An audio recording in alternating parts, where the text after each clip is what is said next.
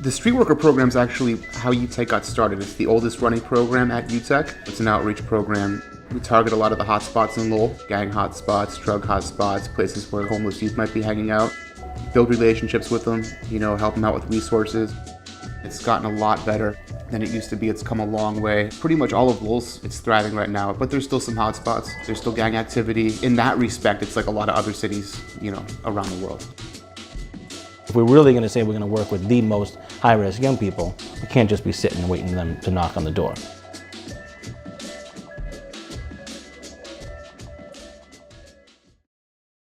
Right now, we're going to Billerica every week, once a week.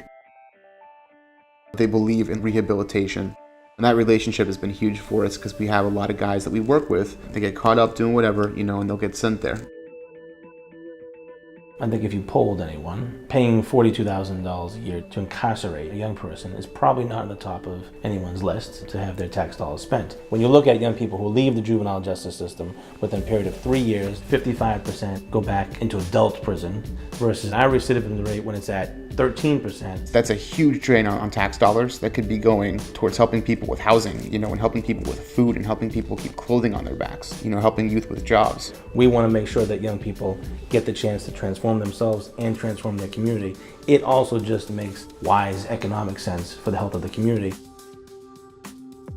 Kids at United Teen Equality Center up in Lowell, they're turning gang members into productive citizens through programs like their Culinary Institute. When you talk to them about their success, their enthusiasm to do more is contagious. I was in a gang. I seen all that stuff that I did, that I didn't want to do, but just because I wanted to be down with my friends, I did it.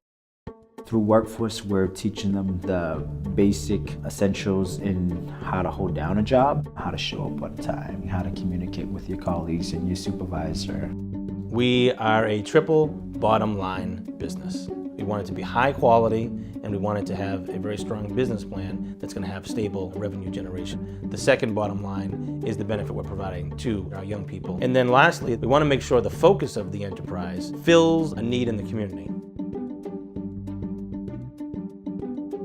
These young people aren't going to make it the first time out, and we have to prepare ourselves mentally and physically for that. Our model is built on multiple years, multiple chances. Every time somebody leaves UTEC, they always wind up coming back because they know UTEC is going to help them out again. The main thing that a transitional coach is here for is to just be a support system, which they probably aren't used to. Conflict resolution, decrease their gang levels, helping them get stable housing. I really never had this support system. When I first got pregnant, I thought my life was going to end. I'm here as a TC to motivate that young person and to paint a picture where she can see herself, that she can be anybody. He showed me how to be determined. He showed me how to motivate myself, how to not look on the outside, look in the inside.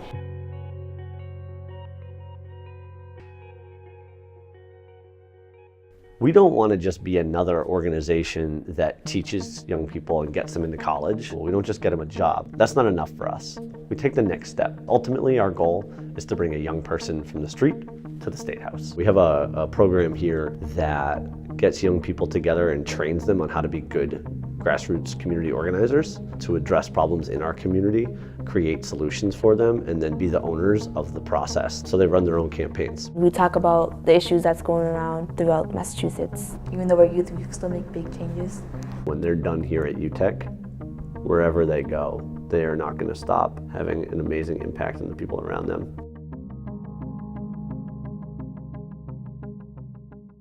It's enormously important for you to tell your stories. Your story is a powerful story. It's about hope and perseverance.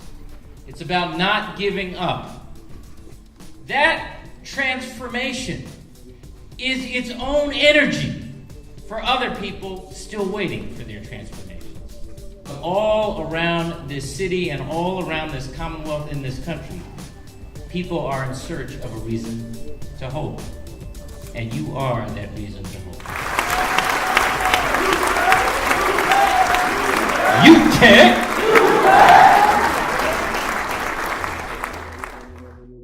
I I would like to think of ourselves as possibly the last place where a young person feels failed, a place where young people think, I tried A, I tried B, I tried C, and UTEC is a place where I can try and succeed. I've been involved in, our gangs and out of gangs. I did nearly 6 years in prison. The hard way to learn, it's not always the best way. They don't need to be in prison for 5-6 years to become a better person. Even though I dropped out at 12, had no education for 4 or 5 years, I went to that GED room and showed them that I still got it, I'm not gonna let nobody put me down, anything put me down. I'm just gonna move forward and just put my eyes in the sky, reach for the top. It is really possible to create an environment where young people who have felt neglected or forgotten, who some people might say are too far gone or too old for change, it's entirely possible to create a place where such transformation is possible.